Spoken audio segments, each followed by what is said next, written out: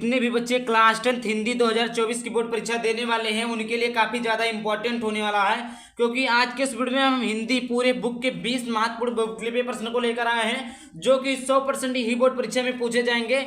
इसको देख लेते हैं तो इसका मतलब आपका 20 नंबर क्लियर हो जाएगा। अगर आपका 20 नंबर क्लियर हो गया तो इसका मतलब आप OMR सेट में जो 20 प्रश्न आते हैं उसको भर ले जाएंगे।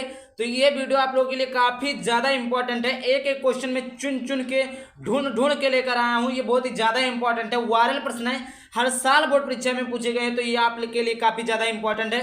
करना क्या होगा कि इस वीडियो को पूरा देखना होगा और चैनल पर पहली बार चैनल को सब्सक्राइब कर लेना इसी तरह का वीडियो देखने के लिए। तो देख लिए ये वायरल प्रश्न है, 20 महत्वपूर्ण बहुविकल्पीय प्रश्न है, वीडियो को पूरा देखिएगा। तो देखिए सबसे पहला प्रश्न है कि आचार्य रामचंद्र शुक्ल किस युग के लेखक हैं। तो आचार्य रामचंद्र शुक्ल किस युग के लेखक हैं। देखिए हर साल बोर्ड परीक्षा में भी पूछा गया है और जगह पर पूछा गया है, तो ये वीडियो काफी ज्यादा इंपॉर्टेंट है और क्वेश्चन भी काफी ज्यादा वायरल है। तो देखिए पहला क्या है कि शुक्ल युग, दूसरा क्या है द्विवेदी युग, तीसरा क्या है भारतेंदु युग, चौथा शुक्लोत्तर युग, चौथा क्या है भारतेंदु युग। तो इसका ऑप्शन नंबर ए सही है, शुक्ल युग। उसके बाद में देखिए दूसरा गबन की विधा है। गबन की विधा क्या है, देखिए पहला है नाटक, दूसरा है एकांकी या तीसरा उपन्यास, चौथा कहानी। तो इसका ऑप्शन नंबर सी सही हो जाएगा, उपन्यास। उसके बाद में देखिए अगला है कंकाल के लेखक है। कंकाल के लेखक कौन है।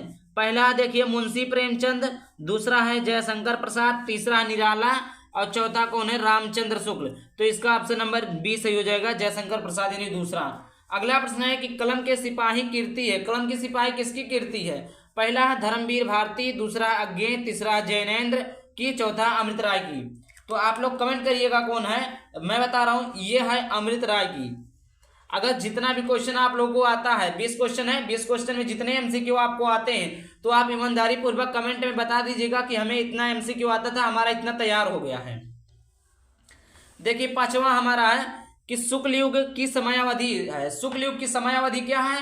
पहला है 1900 से ईस्वी से 1918 ईस्वी तक, दूसरा है 1919 ईस्वी से अब तक, तीसरा है 1936 ईस्वी से 1943 तक और चौथा है 1850 ईस्वी से 1900 तक। तो देखिए इसमें बहुत सारे बच्चे कंफ्यूज हो जाते हैं क्योंकि क्या पूछा है शुक्ल युग की समयावधि। शुक्ल युग की समयावधि होती है 1919 ईस्वी से 1938 ईस्वी तक रहता है। ऑप्शन नंबर बी सही है, यहाँ पर 1938 नहीं लिखा था, ये सही है और बाकी सब क्या है गलत है। देखिए अभी कुछ लोग इसी में कंफ्यूज होंगे। इसी टाइप का एक क्वेश्चन और है, देखिए आगे है, यहाँ 5 क्वेश्चन हमारा कंप्लीट हो गया। देखिए छठवां क्वेश्चन है। छठवां क्वेश्चन क्या है कि साकेत रचना है। साकेत किसी रचना है महादेवी वर्मा की, दूसरा है सुमित्रा नंदन पंत की, तीसरा है जयशंकर प्रसाद की, चौथा मैथिली शरण गुप्त की। तो इसका जो ऑप्शन नंबर डी सही हो जाएगा, मैथिली शरण गुप्त की। उसके बाद देखिए अगला प्रश्न है कि महादेवी वर्मा काव्यात्री है। पहला है प्रगतिवाद युग की, दूसरा है द्विवेदी युग की, तीसरा है छायावादी युग की और चौथा प्रयोगवाद युग की। तो इसका जो ऑप्शन नंबर 3 सही हो जाएगा वो हो जाएगा छायावादी युग की। उसके बाद में देखिए अगला प्रश्न है कि आधुनिक काल की समय सीमा। देखिए उसमें क्या था शुक्ल युग की समय अवधि थी और इसमें आधुनिक काल की समय सीमा, तो इसी दोनों में कंफ्यूज हो जाते हैं। पहला है 1919 ईस्वी से 1938 ईस्वी तक। देखिए जो इसमें सही था, इसमें क्या सही था, ये सही था 1900। और देखिए 1936 ईस्वी से 1943 ईस्वी तक, 1918 से ईस्वी से 1950 ईस्वी तक या 1843 ईस्वी से अब तक। तो इसका ऑप्शन नंबर डी सही हो जाएगा। उसके बाद में देखिए अगला प्रश्न है कि महादेवी वर्मा की रचना नहीं है। देखिए महादेवी की वर्मा की रचना कौन है ये नहीं पूछा, महादेवी वर्मा की रचना कौन नहीं है ये पूछा है। तो पहला है निहार, दूसरा है संधगीत, तीसरा है युगवांत, चौथा है दीपशिखा। तो इसका ऑप्शन नंबर जो तीसरा युगवांत जो है महादेवी वर्मा की रचना नहीं है। अगला प्रश्न है हास्य रस का स्थायी भाव। हास्य रस का स्थायी भाव क्या होता है। हास्य रस का स्थायी भाव रति होता है, या आपका हास होता है, या आपका निर्वेद होता है, या आपका विस्मय होता है। तो इसका ऑप्शन नंबर बी से हो जाएगा, हास होता है। उसके बाद देखिए अगला है कि सोठा छंद में चरण होते हैं। सोठा छंद में कितने चरण होते हैं।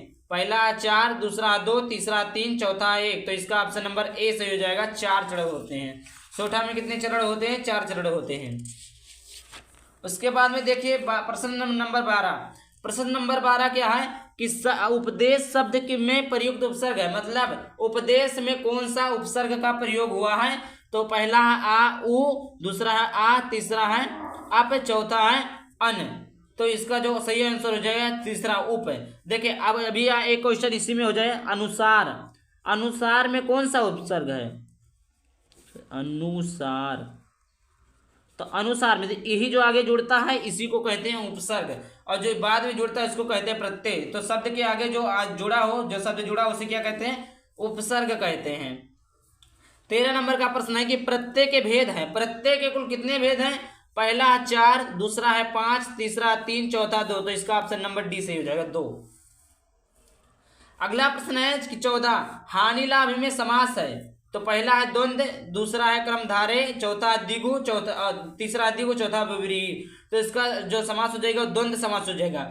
देखिए जब दो क्या हो, दो शब्दों के बीच में योजक चिन्ह लगा हो परंतु उसके शब्द समान ना हो तो उसे क्या कहते हैं, द्वंद्व समास कहते हैं। यही ऑप्शन नंबर ए सही हो जाएगा। अगला प्रश्न है कि मछली का पर्यायवाची। तो पहला है द्विज, दूसरा मीन, चौथा रसना, चौथा मूढ़। तो इसका ऑप्शन नंबर बी सही हो जाएगा मीन। प्रश्न नंबर 16 है चिंतामणि के रचयिता है। चिंतामणि के रचयिता कौन है। तो पहला है डॉक्टर राम कुमार वर्मा, दूसरा है जयशंकर प्रसाद, तीसरा है आचार्य रामचंद्र शुक्ल, चौथा प्रेमचंद। रचयिता आचार्य रामचंद्र शुक्ल है, तीसरा ऑप्शन सही है। उसके बाद में देखिए अगला प्रश्न है कि जयशंकर प्रसाद का नाटक नहीं है। देखिए इसमें पूछा है कि जयशंकर प्रसाद का नाटक नहीं है। पहला है ध्रुव स्वामिनी, दूसरा है चंद्रगुप्त, चौथा है लोहारों के राजहंस, अब तीसरा लोहारों के राजहंस, चौथा स्कंदगुप्त। तो इसका ऑप्शन नंबर सही तीसरा सही है। लोहारों के राजहंस उनकी रचना नहीं है, मतलब नाटक नहीं है। अब देखिए अगला प्रश्न आता है कि चरण कमल बंदो हरिराई उपयुक्त पंक्ति में अलंकार है। तो पहला उपमा, दूसरा है रूपक, तीसरा है उत्प्रेक्षा और चौथा अनुप्रास। तो देखिए चरण कमल बंदो हरिराई, इसमें कौन सा अलंकार है। तो इसमें अलंकार रूपक अलंकार है। कौन सा अलंकार है, रूपक अलंकार है। अगला प्रश्न है आचार्य रामचंद्र शुक्ल एक है, क्या है, कवि हैं, उपन्यासकार हैं, या आलोचक हैं, या नाटककार है। तो इसका ऑप्शन नंबर 30 सही है, आलोचक हैं। अगला प्रश्न है कि मैला आंचल के रचनाकार कौन है। तो मैला आंचल के रचनाकार पहला मोहन राकेश, दूसरा फणीश्वर नाथ रेणु, तीसरा प्रेमचंद, चौथा जयशंकर प्रसाद। तो इसका ऑप्शन नंबर बी सही हो जाएगा, फणीश्वर नाथ रेणु। तो आई होप वीडियो चला वीडियो को लाइक कर देना, चैनल पर पहली बार आए चैनल को सब्सक्राइब कर देना। चलिए मिलते हैं किसी नए वीडियो किसी नए टॉपिक के साथ। बाय बाय, थैंक यू, जय हिंद, जय भारत, वंदे मातरम।